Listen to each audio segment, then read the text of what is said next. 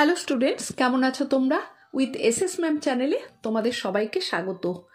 আজ তোমাদের যে বাংলা পাঠ্য বই আছে সাহিত্য সঞ্চয়ন, সেই বইয়ের ষষ্ঠ পাঠ্যের অন্তর্গত সৈয়দ আলাওলের সিন্ধু তীরে কবিতাটির কবিতা সারাংশ, কবি পরিচিতি এবং কবিতার প্রতিটি লাইনের মানে বলে দেব।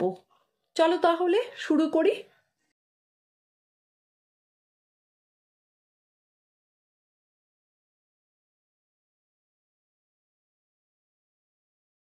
প্রথমেই আসছি কবি পরিচিতিতে। সপ্তদশ শতকে বাংলাদেশের ফরিদপুর জেলার জালালপুরে জন্মগ্রহণ করেছিলেন প্রখ্যাত মুসলিম কবি সৈয়দ আলাওল। তার পিতা ছিলেন জালালপুরের অধিপতি, মজলিস কুতুবের প্রধান কর্মচারী। জলদস্যুদের আক্রমণে পিতা নিহত হলে আলাওল জীবিকার তাগিদে আরাকান রাজ্যে আশ্রয় নেন এবং সেখানে অশ্বারোহী সৈন্যদলে যোগ দেন। পরবর্তীতে আরাকানের প্রধানমন্ত্রী মাগন ঠাকুর আলাওলের সাহিত্য প্রতিভায় মুগ্ধ হয়ে তাকে রাজসভায় আসন গ্রহণের অনুমতি দেন। রাজার পৃষ্ঠপোষকতায় আলাওল কয়েকটি কাব্য রচনা ও অনুবাদ করেন। তার শ্রেষ্ঠ রচনা পদ্মাবতী, যা মালিক মোহাম্মদ জয়সির হিন্দি কাব্য পদ্মাবতের অনুসরণে রচিত। এছাড়া তিনি সাইফুল মুলক, বদিউজ্জামাল, সপ্তপয়কর, তহপা ও লোর চন্দ্রানী প্রভৃতি গ্রন্থ রচনা বা অনুবাদ করেছেন। এবার যে তোমাদের সিন্ধু তীরে কবিতাটি পাঠ করে শোনানো হবে বা মানে বলে দেওয়া হবে, তার কিছু পূর্বকথা আছে, যেটা কিনা পদ্মাবতী কাব্যের পূর্বকথা। চলো তাহলে জেনে নিই। সৈয়দ আলাওলের রচিত পদ্মাবতী কাব্যের ৩৫তম খণ্ড পদ্মা সমুদ্র খণ্ড থেকে নেওয়া একটি অংশই আমাদের পাঠ্য সিন্ধু তীরে কবিতা। এই কাব্য মধ্যযুগীয় বাংলা কাব্য সাহিত্যের একটি অনন্য নিদর্শন।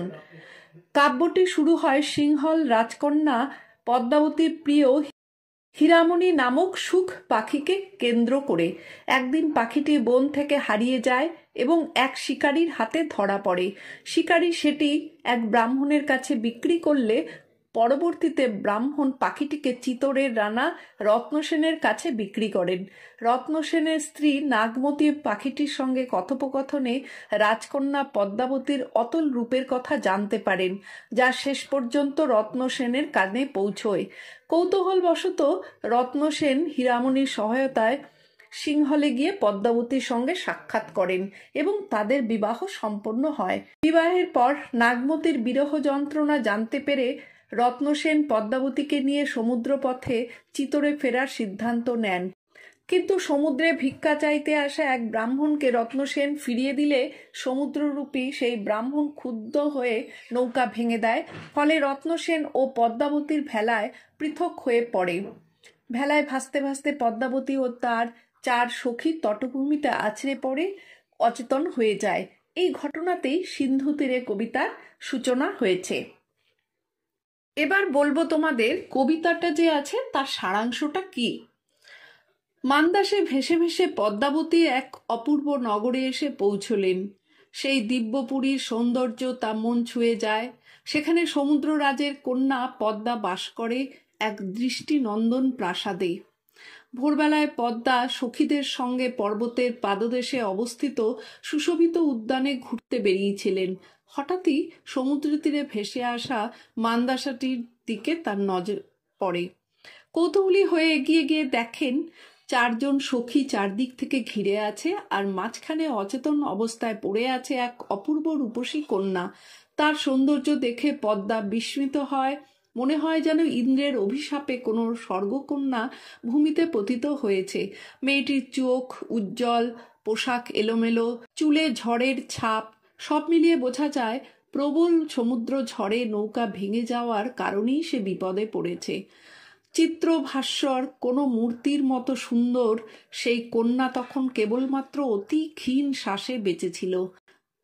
দয়াময়ী পদ্মার মনে সহানুভূতি জাগে। তিনি সখীদের নির্দেশ দেন মেয়েটিকে কাপড়ে ঢেকে উদ্যানে নিয়ে আসতে। সেখানে আগুন জ্বালিয়ে সেক দেওয়া হয়। এরপর শুরু হয় তন্ত্র মন্ত্র এবং মহা ঔষধির চিকিৎসা। অবশেষে 4 দণ্ড ধরে প্রচেষ্টা চালানোর পর পদ্মাবতী সহ তার 4 সখী, মোট 5 কন্যাই সেই অচেতন মেয়েটির চেতনা ফিরিয়ে আনতে সক্ষম হয়। এবার তোমাদের কবিতার প্রতিটি লাইন ধরে ব্যাখ্যা করব। কন্যারে ফেলিল যথা, জলের মাঝারে তথা, দিব্যপুরী সমুদ্র মাঝার। এর মানে হলো, যেখানে তারা কন্যাটিকে ফেলে দিল সেই সমুদ্রের মাঝখানে একটি অপূর্ব স্বর্গসম নগরী ছিল। অতি মনোহর দেশ, নাহি তথা দুঃখ ক্লেশ, সত্য ধর্ম সদা সদাচার। সেটি ছিল অত্যন্ত সুন্দর একটি দেশ, সেখানে কোনো দুঃখ বা কষ্ট নেই। সত্য ধর্ম ও সৎ আচরণই সেখানে প্রতিষ্ঠিত। সমুদ্র নিপতি সুতা, পদ্মা নামে গুণজুতা, সিন্ধু তীরে দেখি দিব্যস্থান। সমুদ্রের রাজার এক কন্যা ছিল, সুতা মানে কন্যা আর নৃপতি মানে রাজা। পদ্মা নামে গুণজুতা, পদ্মা নাম ছিল তার, যে গুণে ভরপুর ছিল। সিন্ধু তীরে দেখি দিব্যস্থান, সমুদ্র তীরে অর্থাৎ সিন্ধু তীরে তার অপূর্ব বাসস্থান চোখে পড়ে। উপরে পর্বত এক, ফল ফুলে অতিরেক, তার পাশে রচিল উদ্যান। সেই জায়গার উপরে একটি বড় পাহাড় ছিল, যেটি অসংখ্য ফল ফুলে ভরা। তার পাশেই একটি সুন্দর উদ্যান মানে বাগান তৈরি করা হয়েছিল। নানা পুষ্প মনোহর, সুগন্ধি সৌরভ তর, নানা ফল বৃক্ষ সুলক্ষণ। উদ্যানে নানা রকম মনোমুগ্ধকর ফুল ফুটেছিল, যেগুলো থেকে সুগন্ধ ভেসে আসতো। সৌরভ মানে সুগন্ধ বা ভালো গন্ধ। আরও ছিল নানা সুন্দর ফলের গাছ। হাতে বিচিত্র টঙি, হেমরত্নে নানা রঙি, তথা কন্যা থাকে সর্বক্ষণ। সেখানে নানা রকম অলঙ্কৃত মঞ্চ বা কুটির, যেটাকে টঙ্গি বলা হয়, সেটা ছিল, যেগুলো সোনা ও রত্ন দিয়ে রঙিনভাবে সাজানো ছিল। সেই সব স্থানে কন্যাটি মানে পদ্মা সর্বদা অবস্থান করত। পিতৃপুরে ছিল নিশি, নানা সুখে খেলি হাসি, যদি হইল সময় প্রত্যুষ। রাতটা কেটে গেল পিতার রাজপ্রাসাদে, সবাই হাসি খেলায় সময় কাটালো।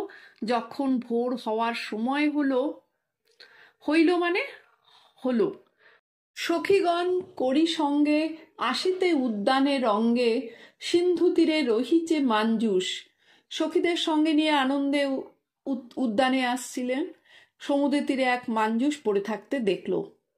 মনেতে কৌতক বাসি, তুরিত গমনে আসি, দেখে চারি সঙ্গী চারি ভিত। দেখে চারি সখী সারি, মনেতে কৌতক বাসি, তুরিত গমনে আসি, দেখে চারি সখী চারি ভিত।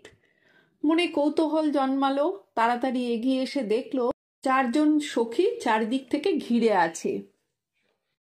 মধ্যেতে যে কন্যাখানি, রূপে অতি রম্ভা যিনি, নিপতিতা চেতন রহিত। মাঝখানে একটি কন্যা শুয়ে আছে, যার রূপ যেন স্বর্গের রম্ভাকেও হার মানায়। সে পড়ে আছে অচেতন অবস্থায়। দেখিয়া রূপের কলা, বিস্মিত হইল বালা, অনুমান করে নিশ্চিতে। তার সৌন্দর্য দেখে মেয়েরা বিস্মিত হইল, মনে মনে তারা অনুমান করতে লাগলো নানা রকম। ইন্দ্র সাপে বিদ্যা ধরি, কিবা স্বর্গ ভ্রষ্ট করি, অচৈতন্য পড়িছে ভূমিতে।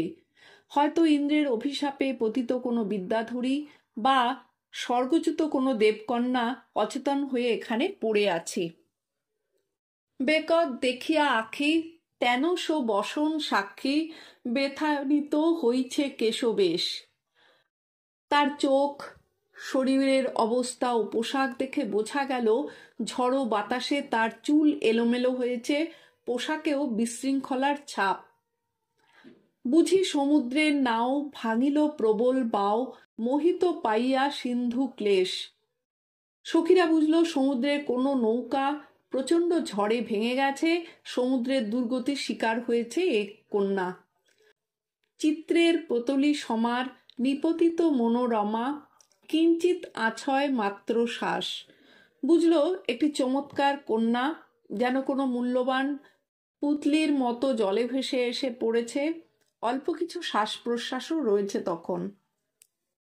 অতি স্নেহ ভাবি মনে, বলে পদ্মা ততক্ষণে, বিধি মোড়ে না করো নৈরাশ। মনে গভীর স্নেহ অনুভব করে পদ্মা বলল, হে বিধাতা, আমাকে নিরাশ করো না। পিতার পুণ্যের ফলে, মোহর ভাগ্যের ফলে বাহুরূপ কন্যার জীবন। আমার পিতার পুণ্য ও আমার ভাগ্যের জোরে এই অসহায় কন্যার প্রাণ যেন রক্ষা পায়। চিকিৎসমু প্রাণপণ, কৃপা করো নিরঞ্জন, দুঃখিনীরে করিয়া স্মরণ। আমি প্রাণপণে চেষ্টা করব তার চিকিৎসা করতে।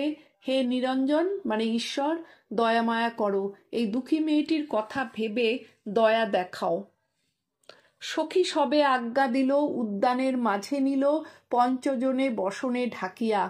সখীরা আদেশ অনুযায়ী তাকে তুলে আনলো, উদ্যানের ভেতরে নিয়ে গেল। 5 জনে মিলে কাপড়ে ঢেকে দেখভাল করতে লাগলো। অগ্নি জ্বালি ছেকে গাও, কেহ শিরে কেহ পাও, তন্ত্রে মন্ত্রে মহৌষধি দিয়া। আগুন জেলে শরীর সেকে দেওয়া হলো। কেউ তার মাথায় কেউ পায়ে মালিশ করতে লাগলো। তন্ত্র মন্ত্র ওষুধ দিয়ে চিকিৎসা চলল। দণ্ডচারী এই মতে বহু যত্নে চিকিৎসিতে পঞ্চকন্যা পাইল চেতন।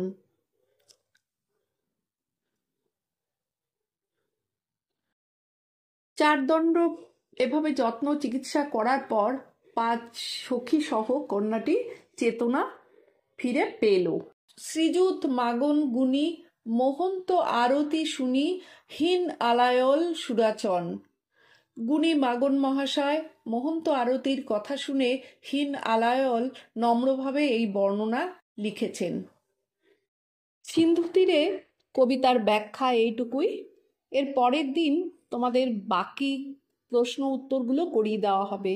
এখনো যারা উইথ এসএস ম্যাম চ্যানেলটি সাবস্ক্রাইব করোনি তারা চটপট করো আর বেল বাটনটি অন রাখো।